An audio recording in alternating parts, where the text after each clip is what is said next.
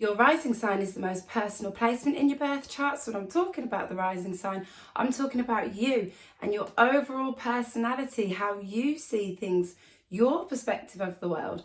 It's very much the energy that you give off when you go out, and it's how you're perceived by others. It's the energy and vibe that people pick up from you when they first meet you.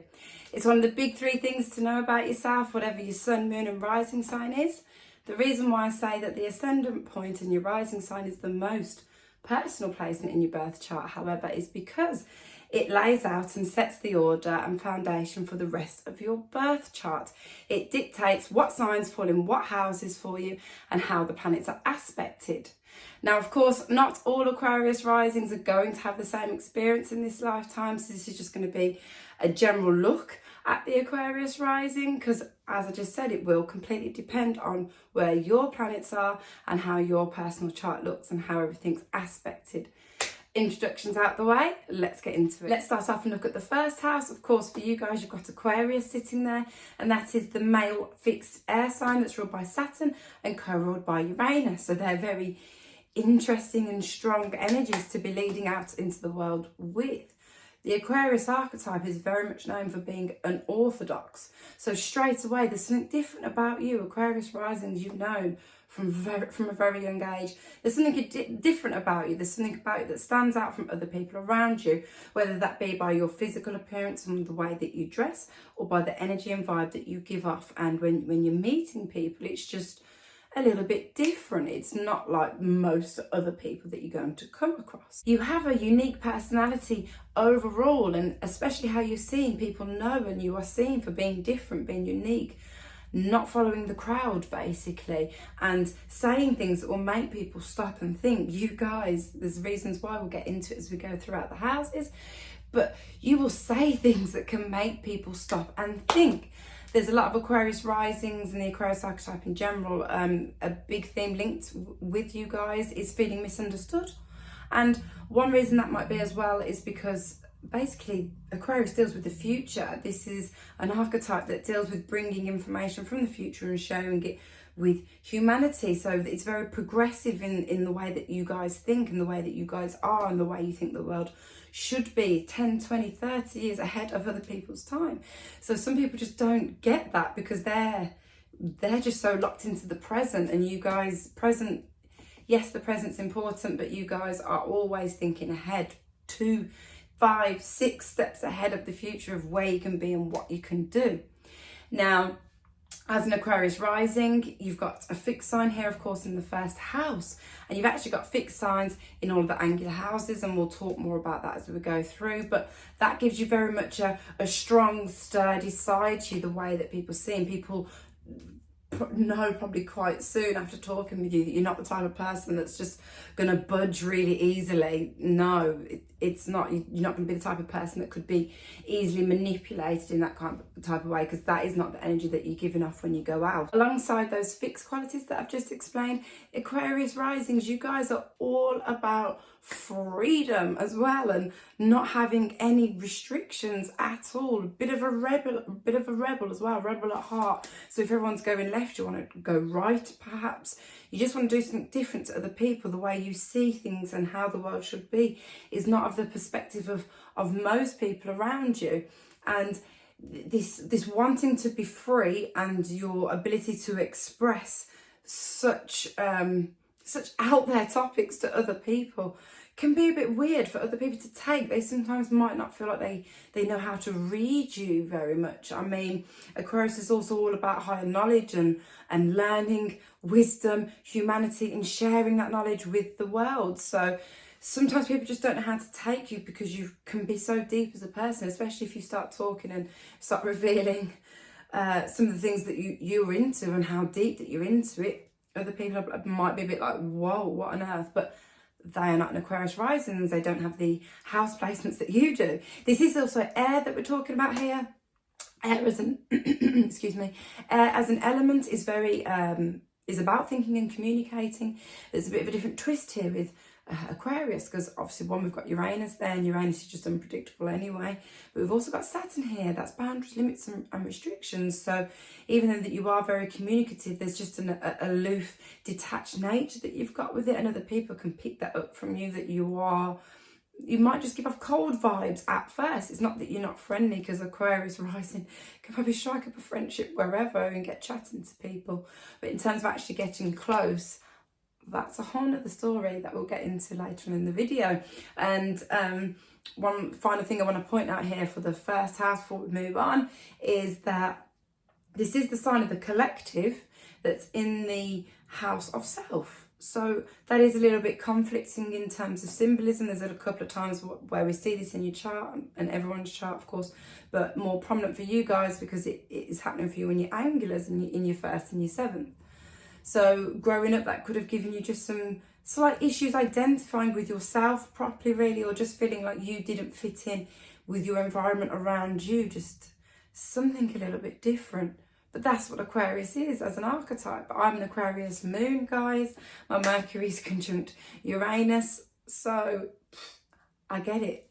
I get the Aquarius-ness that happens, and how people can react to the Aquarius energy once you start revealing it. But you're meant to be different. You're here to be different. You guys have got such an amazing life path, such a good purpose that we're about to start discussing more. So stay different and don't change. Let's look at the third house. Third house for you guys, you've got Aries sitting here, and that is the male cardinal fire sign that's ruled by Mars. So quite an explosive energy to have in the third house. The third house is about thinking and communicating, local travel, our neighbourhood, siblings, cousins, things like that, early childhood. And it's a very interesting energy to have the Aries there, because as an Aquarius rising, you guys are truth speakers anyway, and truth seekers in general. But adding in this placement into the thinking house, you guys can be pretty direct communicators. Maybe that person that will just say that one thing that's like if you guys have got something to say, I think you will say it, kind of regardless of the impact that it will have on other people, to be honest, because you'll just, you'll feel irritated standing there having to hold your tongue, or if the conversation isn't really engaging to you, you guys can just switch off and think, why am I here having this conversation? Can potentially give you a bit of an impatient, hot-headed vibe sometimes. This is the fast fire, especially if you've got placements in this house. You can be quick, sharp tongue. If somebody comes to you in an argumentative way, I don't think you're gonna be like, I think you're gonna be able to hold your own actually quite well.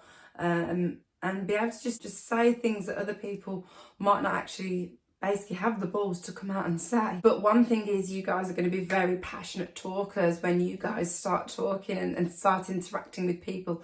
The passion that you've got deep inside will come out. People will hear it. They will feel it. You're going to feel someone who's got Aries in the third house once they start speaking. And of course, this is cardinal. Cardinal is the initiating energy. So driven, you guys have got a driven mindset, entrepreneur. The Aries is the sign of, entrepreneur and leadership and taking risks, daredevil, just going for something and doing it. And this is in your mindset. So very driven in your mindset to, basically be able to do what you want in this lifetime and to build and achieve. Mars and Aries, of course, they're both very, very fast energies, and this is sitting in the third house, which is traditionally ruled by Gemini, which is ruled by Mercury, which is also very, very fast energies. This is all very fast. So, your mindset, you could be pretty quick up there. Independent is probably like your middle name. Growing up at school in your early years, you was probably very eager to get out of school and go out there and go off and do something and start building and start achieving and doing your own thing completely. Of course, this is the house of siblings, and having Aries here, potential for some fire relationships there with your siblings, or you are more like the leader role out of your siblings. And say with that, all that fast energy that I just explained, it being Mars and energy and Mercury, local travel, you guys might like to be out and about here, there and everywhere, but it's an active energy. It's and one that needs to be used well. because, as I said, you guys maybe have a sharp tongue from time to time. Could get you into trouble. Let's jump over now and look at the ninth house. Ninth house, you've got Libra sitting there. That is the cardinal male air sign that's ruled by Venus. So we've got Venus energy sitting up in the house traditionally of Sagittarius. This is Jupiter's house. I love this house. Of course I love this house, ninth house Jupiter. But this is the house of higher knowledge, wisdom, learning, spirituality, philosophy, religions, other cultures, travel, things not of this 3D earth, basically, you know, non-tangible topics. And you guys, you've got this Venus energy sitting here. So as an Aquarius rising anyway, you're all about the truth and knowledge and learning, basically. That's what you like to do and share what you know. But of course, Venus energy sitting here. Venus is what we attract, what we're attracted to. Venus is where we overindulge. That's what that energy is all about. And this is in the house of learning. So one of the other reasons why you love learning in this lifetime and maybe feel that you're on a constant quest and path to find the truth is because you've got this Venus energy sitting up here. By the way, I've just had a baby. That's so you can hear crying. It's fine. She's being looked after. Let's continue. Where was I? Learning. Why you love to learn. So you guys love to learn, and that's one of the reasons. So you're already in Aquarius rising, you love to learn. Venus up in this ninth house on a constant quest to find knowledge in this life. And this placement here is showing you that your knowledge needs to come from other people. Basically, you guys can learn a lot through other people, through your relationships, your close relationships with other people. Of course, you've got a very independent streak in you that exists, and you're very independent. But knowledge and potentially abundance here, because Venus is a money indicator, comes from other people. You could even be making money from your knowledge, basically the things that you know. Once you start sharing that, could become a form of income for you guys. With this placement here as well, I think it'll be one of the reasons why, in terms of a partner, when you are connecting with somebody properly in order to be with them, they'd need to share at least an interest, if not, I guess it needs to be more than just basic. They need to have a good interest in what you're interested in. There has to be a common meeting of minds there, and a common because you guys are very serious about what you do and what you choose to do as a career and your passions and things like that. So you need to be with someone who gets that and takes it seriously and can kind of jump on board, and if anything, help you advance it in what it is that you're doing. Whatever energy is sitting in our ninth house is an energy that we can learn from in a way. So you may have found that you've attracted Libra archetypes around you in this lifetime, and with this being Venus that we're talking about, this is the planet that represents relationships and those close relationships. It could be that you form your long-term relationships, your partner, the person you partner up with is actually from another culture, completely different backgrounds to you from the other side of the world. But, you know, and those topics in general are the cultures, the religions, the way people talk, languages, things like that. These are things that are just genuinely interesting to you already as an Aquarius rising, but particularly with this placement. You could have had a passion to study Libra type themes. So that could be things like arts, beauty, design, fashion, something creative basically. And let's say you had Saturn up in here, you could be the type of person that might have gone off to study law, politics, things like that. So let's jump over now and look at the 12th house. 12th house for you guys, you've got Capricorn sitting here, and this is the cardinal feminine earth sign that's ruled by Saturn. Now, this is interesting because for you guys, the rulers, you've got Saturn sitting there in your 12th. You've actually got Saturn sitting over in your first. So Saturn is your chart ruler because it's in your first house. You've also got this energy influencing the 12th house, and this is our unconscious mind. It's how we are connected collectively, unconsciously, our collective unconscious minds connected. Things get a little bit murky when it gets to this house, but it's our inner spirit, our side to ourselves we're not always so aware of really up front. It's more on the unconscious thoughts. And, you know, having Saturn here, that's, again, as I explained in the first house, it's quite a serious energy, and this is sitting over the unconscious mind house. So you guys have got the ability to build long term with that Saturn element there. You can build a long term structured database and mindset that you can relay back to. Now, as an Aquarius rising, you like to be quite unorthodox really, and you know, be a little bit off the cuff, But I wonder really if this placement actually makes you subconsciously prefer to be a little bit more traditional, or at least have a traditional base to go off. And we'll talk more about that when we get to your 4th house, because you've also got Taurus in your 4th house. So I think that's quite a strong base to come from in terms of your upbringing. But in terms of your unconscious mind, you want to have a basic database basically that you can refer back to, that you've built over time. The 12th house, this is a very, very spiritual house. It's not the only house, but you know, this is a very spiritual house. And having Saturn here, there's going to be this constant calling and feeling for you to build this. You guys know that there's a lot more to this earth that can be seen with our eyes. It's up in here. And you guys build a really strong spiritual foundation too. And it might, depending on where your Saturn placement is, but it might take it a little bit later on in life to find the actual calling and that you're like, oh, that's it. But you will have one, and that there is going to be a sense of importance for you to do that. It's the house of dreams, you know, it's traditionally the house of Pisces. So it's about dreams, illusions, even imagination. And the Capricorn energy, this is big boss CEO vibes. Wherever Capricorn falls in your chart is an area of life where we need to be taking charge. So you might always just dream of these big ambitions, you know, able just to work hard, like behind the scenes. You guys just know the meaning of building, like you're doing it for a long-term goal. You know, dream of achieving basically and building some sort of status within your career, gaining some sort of power with your career basically. I do think this placement gives you a lot of mental endurance though, basically, and mental capability here. And also this is, you know, Capricorn's very efficient, very self-sufficient as an energy. And interestingly, you've got Mars ruling your 3rd house of Aries, thinking and communicating, but Mars is actually also exalted in Saturn. Mars is also exalted in Capricorn. This is in your 12th house. This is the unconscious thinking and communicating house. It's double Mars energy. So you've definitely got the capability to build a driven mindset. It's cardinal, again, it's driven.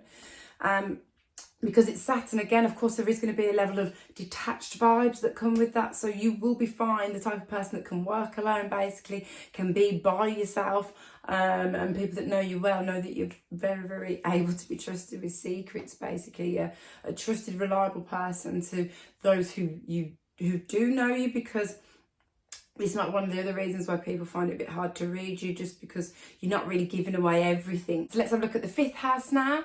5th house, you guys, you've got Gemini sitting there, and that is the male mutable air sign that's ruled by Mercury, sitting in the 5th house. 5th house is all about expression, creativity, romance, fun, dating, children. You know, it's the house of Leo. A bit of fun happens in this house. And having Gemini there, you know, Gemini is a very spontaneous energy. It's very fast. Gemini loves fun and loves having a laugh. So as an Aquarius rising, there is quite a serious side to you. You have all the fixed in the angulars and how you were focused on your career and things like that. But when it comes to letting loose and having fun, you guys like to have fun. You like to have fun people around to do that with as well. People who are spontaneous don't take themselves too seriously. Gemini is a very communicative sign though, and knows a little about a lot. And so someone who can basically keep up with you and just have a bit of spice and variety and be able to keep up with all the different types of conversations that you guys might like to have.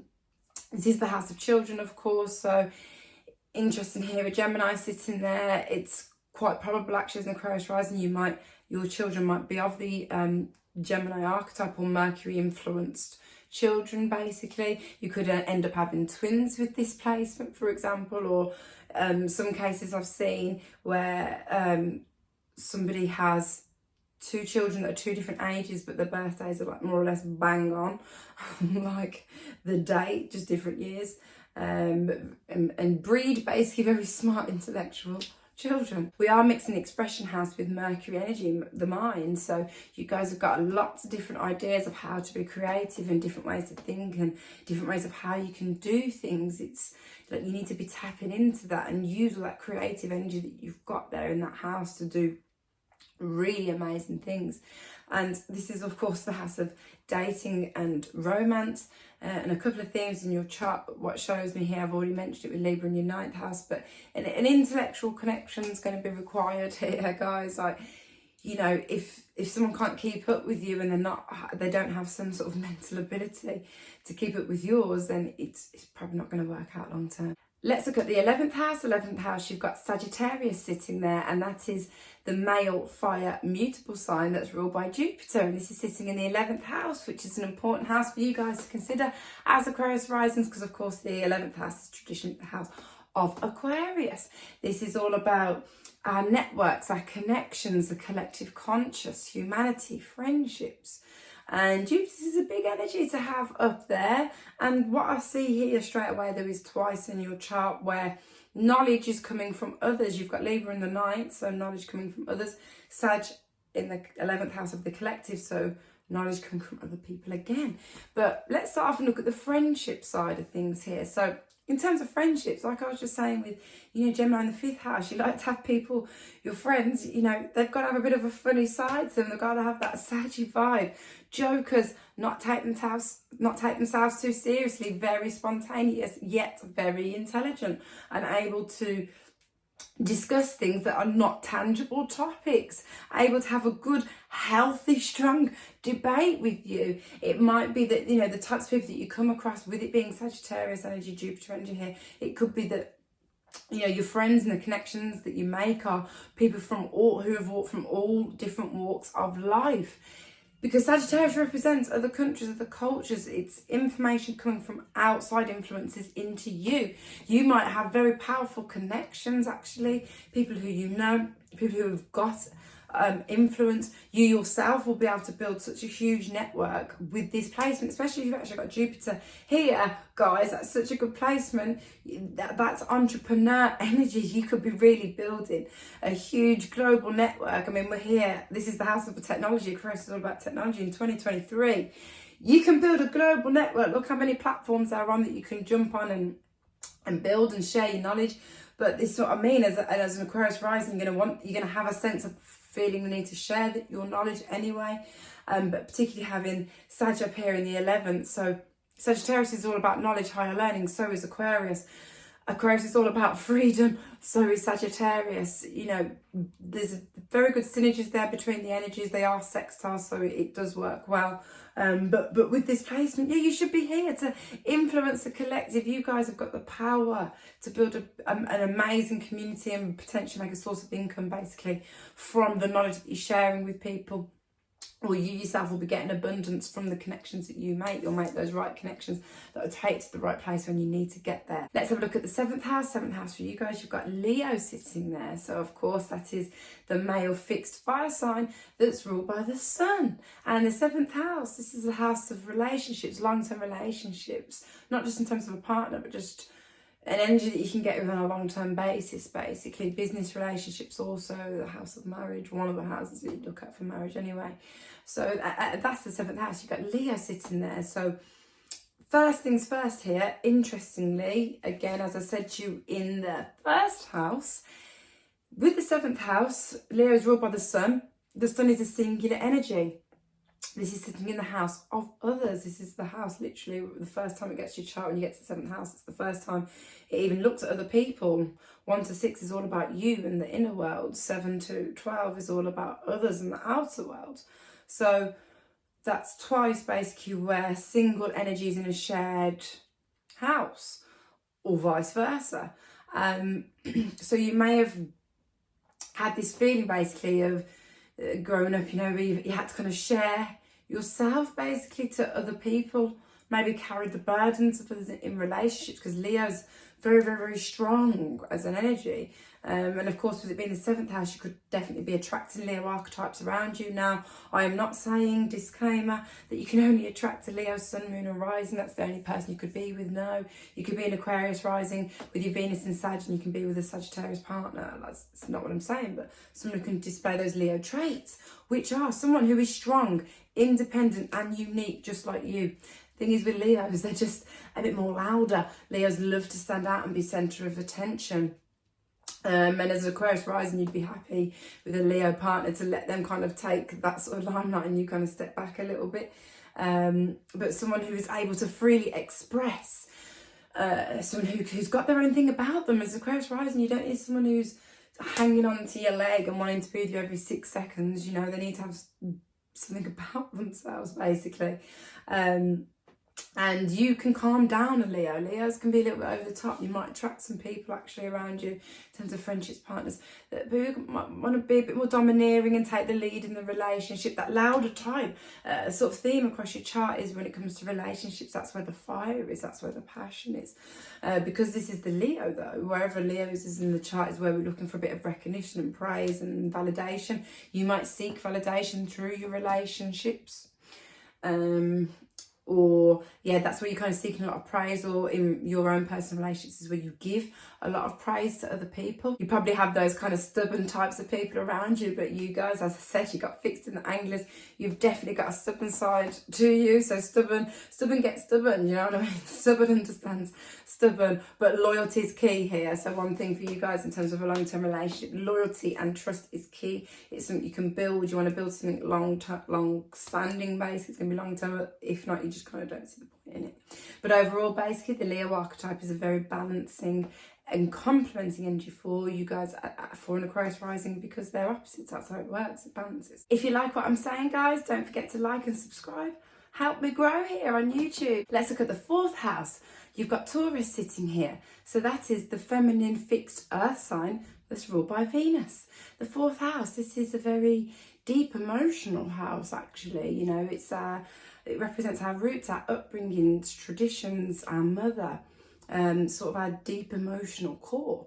And you've got Taurus sitting here, and this is, I think I forgot to mention this in Capricorn in the 12th, but you've got Earth sitting in a water house, and that tends to dry this house up a little bit. So again, one of the other reasons why sometimes people don't think you might be the easiest person to get close to, having those Earth placements in the water houses. You're a little bit more shut off emotionally, and it takes you a while to let people in.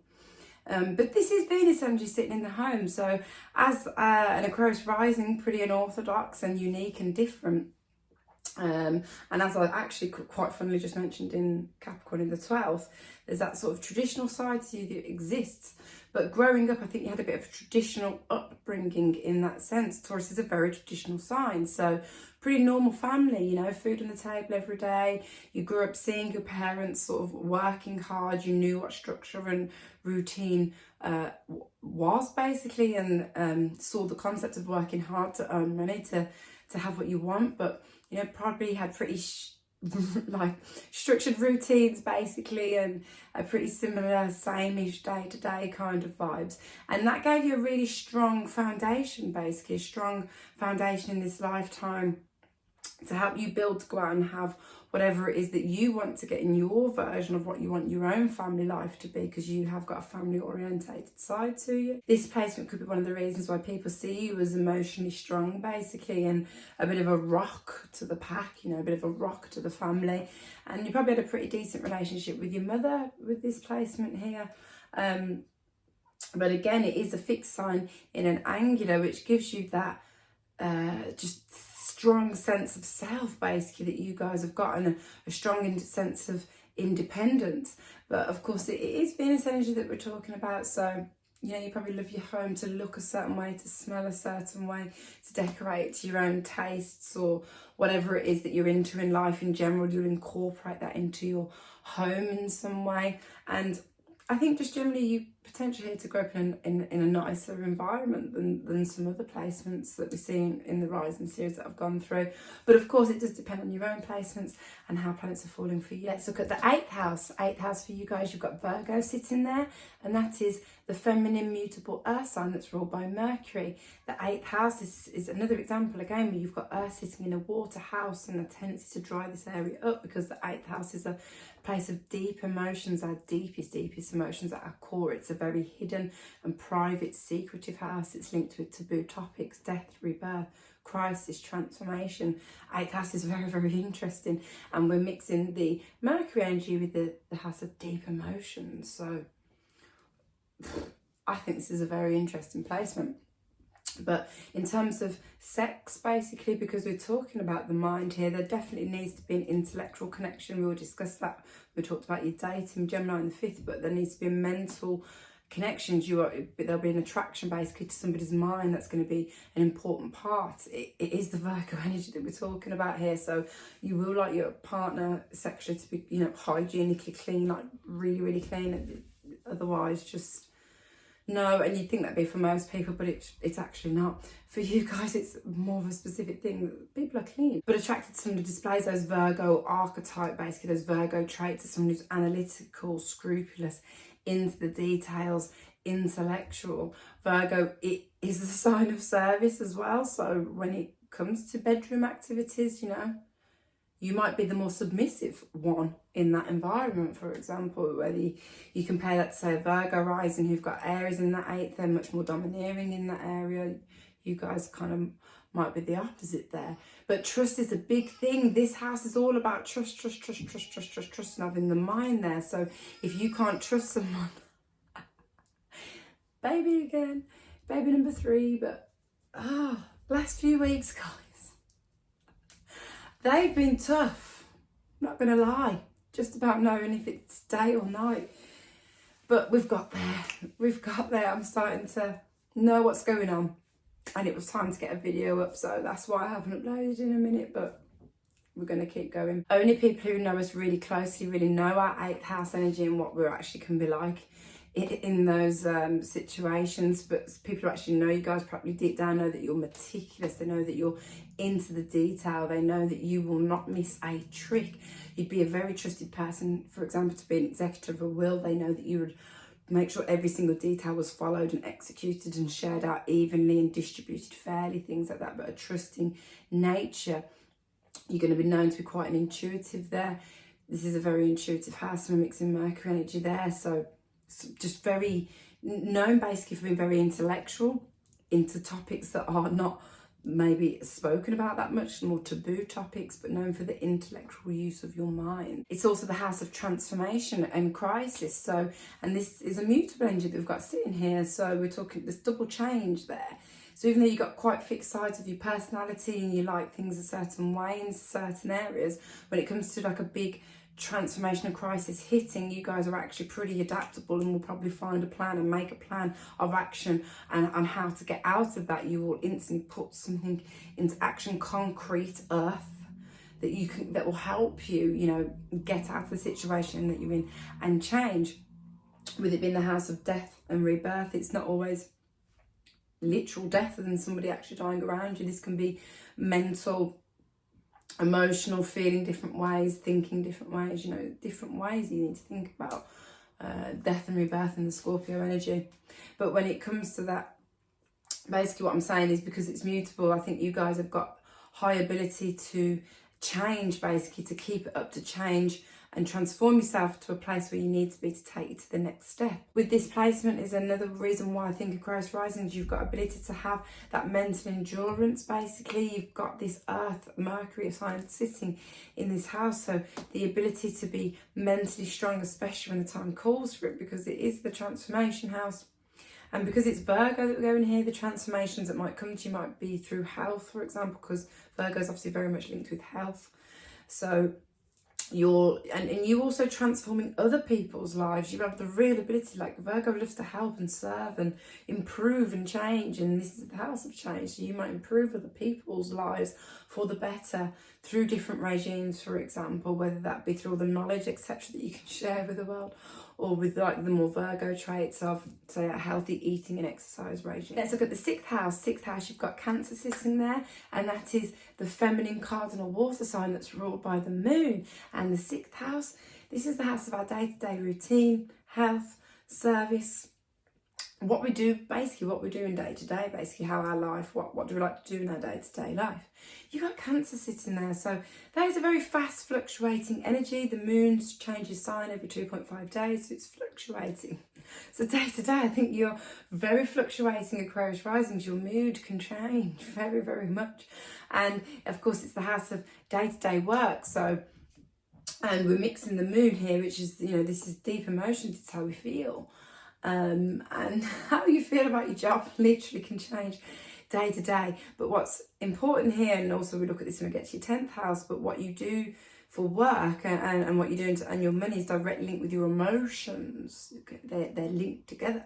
So you might be the type of person that if you're really, honestly, if you're really not feeling it and you're in an emotional state, you can't work, you literally, you just can't connect. Some people are really able to decompartmentalize and just crack on. I think with you guys, this placement, if if you're in your emotions, you just might be able to concentrate too much on work. Could be the type of person that will take work home with you, basically, or especially in your work environment. You kind of like a family vibes, maybe even potentially work around your family.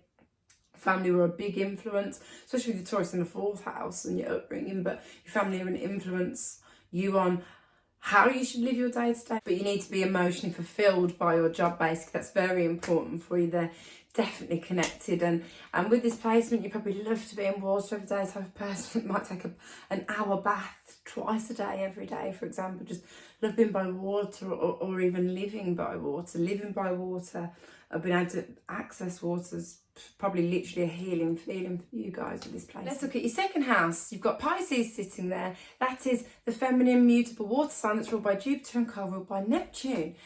First things first about these two rulers. These are both rulers that have got no boundaries whatsoever. Jupiter's the planet of expansion, blows things up to impossible sizes. Neptune's dreams, imaginations, illusions. So when it comes to what's yours and your possessions and how you're building this lifetime, there's no boundaries, there's no limits to what you guys might think you can have and think you can earn, basically. But you might be a little bit too over generous with what's yours here, giving up stuff for the collective. It's the house of values, this is traditionally the house of Taurus, and Venus rules Taurus. So, and Venus is about our values. So you'll have values in the Pisces type themes. And Pisces is a very compassionate sign. Aquarius is also compassionate. Naturally, your rising sign, that's how you're seeing things. You have compassion for humanity. But Pisces in the 2nd values for that, and spiritual topics. That's why you've got that spiritual side to you. You've got the Saturn Capricorn in the 12th. You're constantly building a spiritual foundation and database. But you've got a value and a love for that. You've definitely got the ability to be creative and have different ways of getting income. It is a mutable energy sitting here though, and water. So your situation, your stability situation, financial situation may fluctuate, may change. You've also got Cancer in the 6th. That's very fast and fluctuating there. So you've definitely got the ability to be creative here though, and find new creative ways of making money. And I mean, if we quickly link it back with, because the other Jupiter ruled sign is Sagittarius in your 11th house, and that will show you that abundance coming from the collective and from wisdom and knowledge, because that's what the topics are about. But also here, this is Jupiter ruling over the 2nd house. So again, you've got potential to bring in abundance to you through wisdom, through knowledge that you're gaining from places. There is a potential here with the Neptune influence though for you to maybe not, cross the T's and dot the I's on certain things, or potentially just be just very compassionate and giving. Like, you will help someone in need. Like, you would give someone, your last few pennies, they're going to pay you back. You've just got a compassionate side basically to you, and you are wanting to help and are wanting to share. It's a bit of a theme for you going throughout your chart. So let's finish up, guys, and look at the last house. If you've made it this far with me in the video, don't forget to like and subscribe. But 10th house, you guys, you've got Scorpio sitting there. So that is the feminine fixed water sign that's ruled by Mars and co-ruled by Pluto. So they are pretty serious energies to be having up in the 10th house, which is the highest point in our chart. It's another way of how we're seen. It's a public house, our public image, our reputation, how we're seen, career, social connections. So as an Aquarius rising, you've already got a bit of an aloof nature, or just a vibe that people might not necessarily always be able to instantly get. People feel like they can't instantly get close to you like that. But having Scorpio in the 10th house is another reason why you've got this air of being a bit more of a mysterious of a person. People might find you a little bit secretive, a little bit private, which there's nothing wrong with that. This is just one of the reasons why some people might not know how to kind of take your energy. People could even be intimidated slightly by your presence. But wherever Scorpios, it's a very magnetic energy, so you'll probably find people are drawn to you and they're attracted, staring at you or whatever, but they just can't quite work it out, and they want to, but they can't, because you'll probably be working them out, you know. Natural psychologists, Scorpio in the 10th, you guys, natural psychologists. Really able to easily read and pick up on situations around you and other people. So natural psychologists, counsellors, it could even be something in the government that you could work in with this placement, law, secret service, police, a spy, quite extreme, but even a spy, I would suggest some spies could have this placement. Private investigator mainly, but you could be quite obsessive basically when it comes to your work, whereas Scorpios in our charts where we get a little bit obsessive, a little bit of control. You like to be in control of your career. You might secretly be, you know, really wanting to build to the very top of whatever it is that you do. But secretly, you're not shouting out to the world like, everyone, I want to do this, hey, no. And you probably prefer to work with people who are higher up, so you can learn from the higher up people quicker, so you can get where you need to be. Oh, that's my toddler.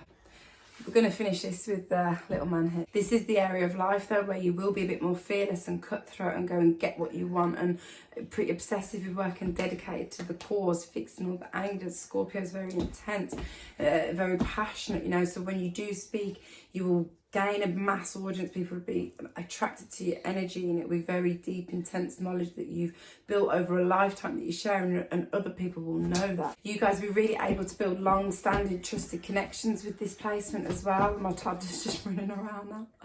We're going to finish this, guys. Let's wrap this up.